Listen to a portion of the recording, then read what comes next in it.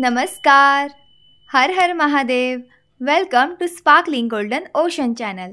आप सभी का हमारे स्पिरिचुअल और मोटिवेशनल चैनल में हार्दिक स्वागत। आज हम महाशिवरात्रि व्रत कथा जान रहे हैं। महाशिवरात्रि व्रत कथा सुनने से सभी भक्तों के कष्ट दूर हो जाते हैं और मन की जो भी अच्छी इच्छाएं हैं वो जल्द ही पूरी हो जाती है। भगवान शिव जी का आशीर्वाद उन पे सदैव बना रहता है। तो आइए हम शुरुआत करते हैं महाशिवरात्रि व्रत कथा। महाशिवरात्रि व्रत में शिवरात्रि व्रत की कथा का पाठ करना बहुत ही शुभ फलदायी बताया गया है। शिव पुराण में भी इस व्रत की महिमा बताई गई है। शिव पुराण के अनुसार जाने अनजाने में भी जो मनुष्य और जीव महाशिवरात्रि व्रत कर लेता है वह शिव कृपा का भागी बन जाता है और उससे यमराज के दूत भी दूर रहते हैं। इसलिए महाशिवरात्रि व्रत में शिव भक्तों को महाशिवरात्रि की इस कथा का पाठ जरूर करना चाहिए। आइए कथा के लिए शुरुआत करते हैं। पूर्व काल की बात है। चित्रभानु नामक एक शिकारी था। वह शिकार करके अपने परिवार का पालन पोषण करता था। उस शिकारी पर साहूकार का काफ़ी कर्जा था, लेकिन वह उसका कर्जा समय पर नहीं चुका पाया।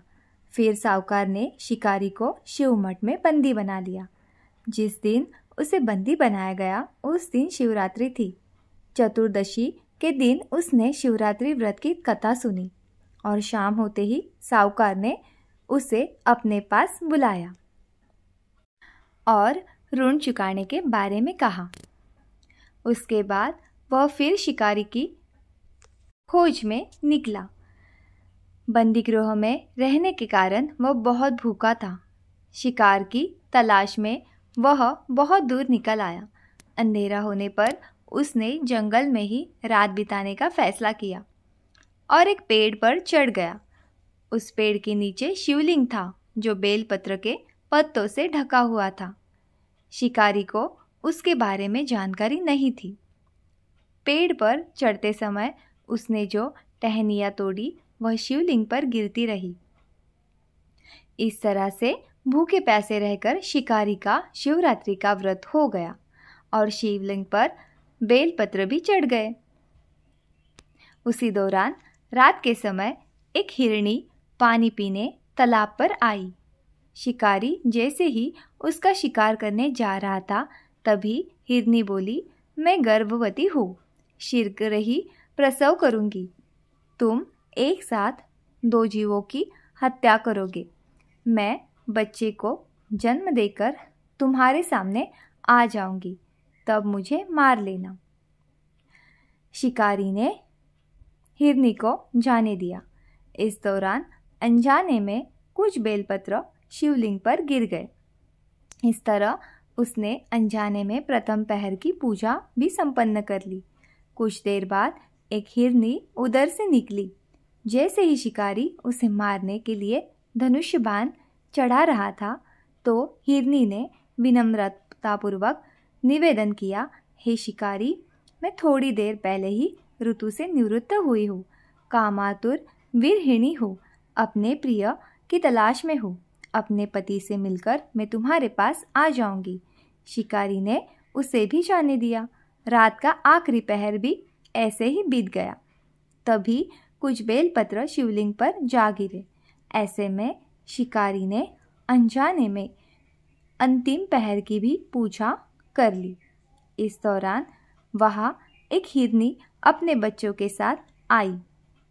उसने भी शिकारी से निवेदन किया और शिकारी ने उसे भी जाने दिया। इसके बाद शिकारी के सामने एक हिरण आया। शिकारी ने सोचा, अब तो मैं इसे यहाँ से जाने नहीं दूंगा, इसका शिकार करूंगा।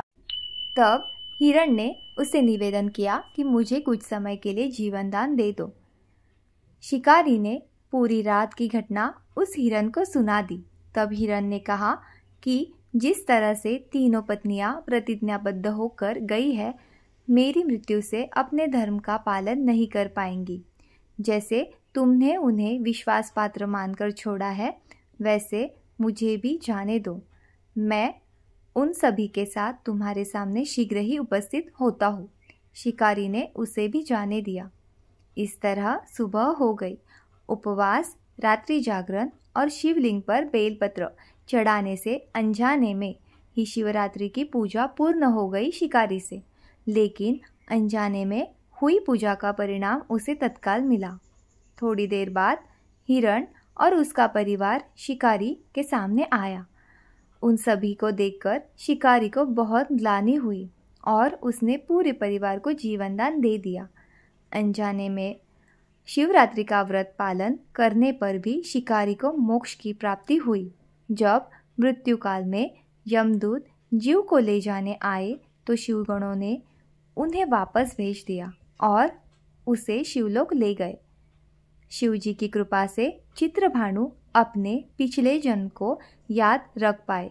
शिवरात्रि के महत्व की जानकार उसका अगले जन्म में भी पालन कर पाए। तो ये थी हमारी महाशिवरात्रि व्रत कथा। हर हर महादेव, हर हर महादेव, हर हर महादेव। धन्यवाद, धन्यवाद, धन्यवाद। Thank you, thank you, thank you so much.